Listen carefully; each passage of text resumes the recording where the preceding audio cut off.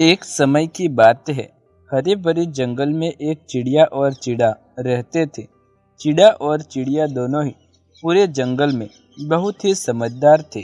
सुनो चिड़े जी, मैं क्या कहते हो, आज हम लोग कहीं घूमने के लिए चलते हैं। देखिए ना, आज मौसम कितना अच्छा हो रहा है। चलिए ना, कहीं घूमने के लिए चलते हैं। अरे मोहतरमा, लेकिन घूमने के लिए जाएंगे कहाँ, ये तो बताओ। चलिए, किसी दूसरे जंगल की सैर करके आते हैं। वैसे भी कितने दिनों से घर पर रहकर मैं बोर हो गई हूँ। थोड़ी देर घूमकर वापस आ जाएंगे, बड़ा मज़ा आएगा। हाँ ठीक है, चलो चलते हैं। जब वो दोनों वहां से जा रहे थे, तब चिड़े की बहन टुनी उनके पास आती है। अरे टुनी, क्या हुआ, इतने दिनों बाद आ रही हो। इतने दिनों से कहा थी, तुम्हें देखकर बहुत खुशी हुई।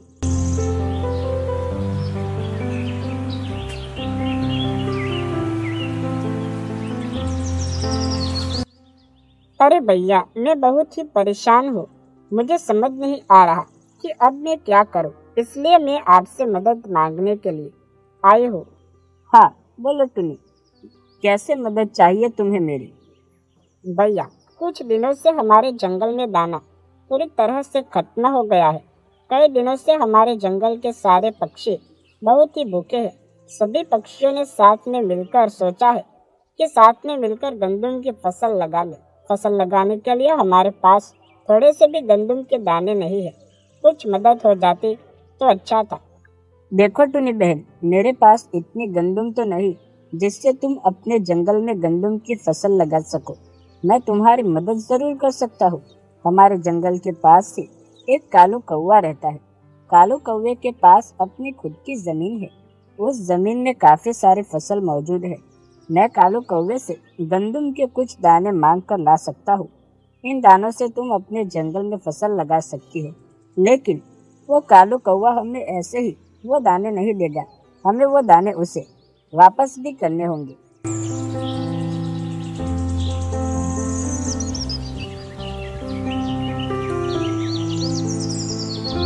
हाँ ठीक है, उसमें प्रॉब्लम क्या है। जब हमारी फसल जंगल में अच्छी तरह से लग जाएगी, तब हम कालू कौवे को उसके सारे दाने वापस लौटा देंगे। हाँ, ये ठीक है टुनी बहन, फिर तो हम ये कर सकते हैं। लेकिन वो कालू कौवा बहुत ही ज्यादा खतरनाक है। अगर हमने कालू कौवे को फसल के दाने वापस नहीं किए, तो वो कालू कौवा कुछ भी कर सकता है। अरे नहीं नहीं, ऐसा कुछ भी नहीं होगा।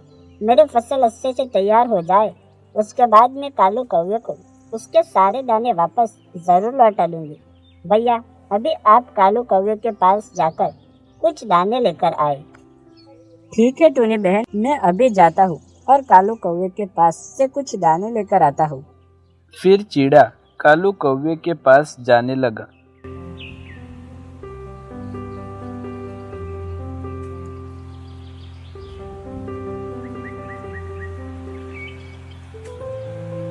चिड़ा कालू कौवे के पास आता है और कालू कौवे से कहता है, अरे कालू भैया, मुझे आपसे एक काम है, क्या आप मेरी मदद करेंगे। हाँ हाँ बोलो चिड़े, तुम्हें मुझसे क्या काम पड़ गया है। मैं तो यहाँ मदद करने के लिए ही बैठा हूँ। तुम्हारी मदद जरूर। कालू भैया, क्या आप मुझे कुछ गंदम के दाने उधार पे दे सकते हैं, कुछ महीनों के लिए। मैं अपने जंगल में फसल लगाना चाहता हूँ, क्या आप मेरी मदद करेंगे। देखो, मैं तुम्हें दाने देने के लिए तैयार हूँ, लेकिन तुम उन्हें वापस कब करोगी, ये तुमने सोचा। देखो कालू भैया, जब मेरी फसल तैयार हो जाएगी, तो मैं आपको अपने जितने दिए थे दाने उससे दुगना दे दूंगा ना। ठीक है चिड़े, मैं कुछ दाने तुम्हें उधार पर दे देता हूँ, लेकिन याद रहे गलती ना होने पाए। यदि मुझे टाइम पर मेरा सामान वापस न मिला तो मैं कुछ भी। ठीक।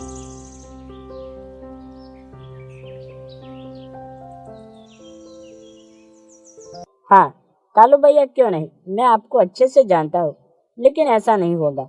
आपको टाइम पर दाने वापस दे दूंगा, मुझ पर विश्वास करें। फिर कालू कौवा कुछ दाने चिड़े को उधार के तौर पर दे देता है। चिड़ा वो दाने लेकर अपने घोंसले की तरफ बढ़ता है।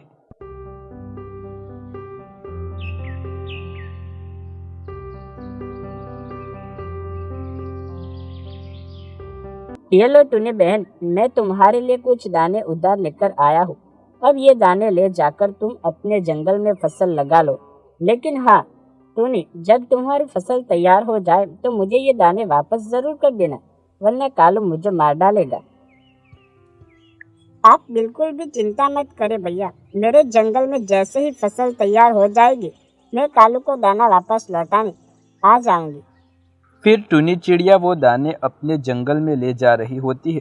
टूनी दाने लेकर अपने दोस्तों के पास जंगल में आती है।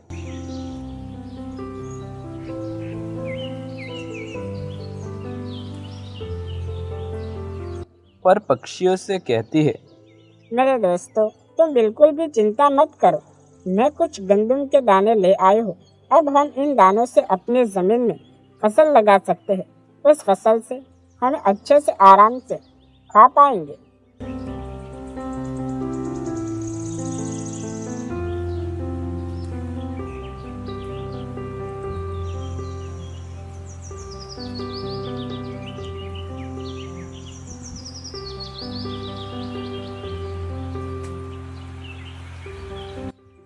कब ये दाने निकल आए और मैं कालू का हिसाब चुकता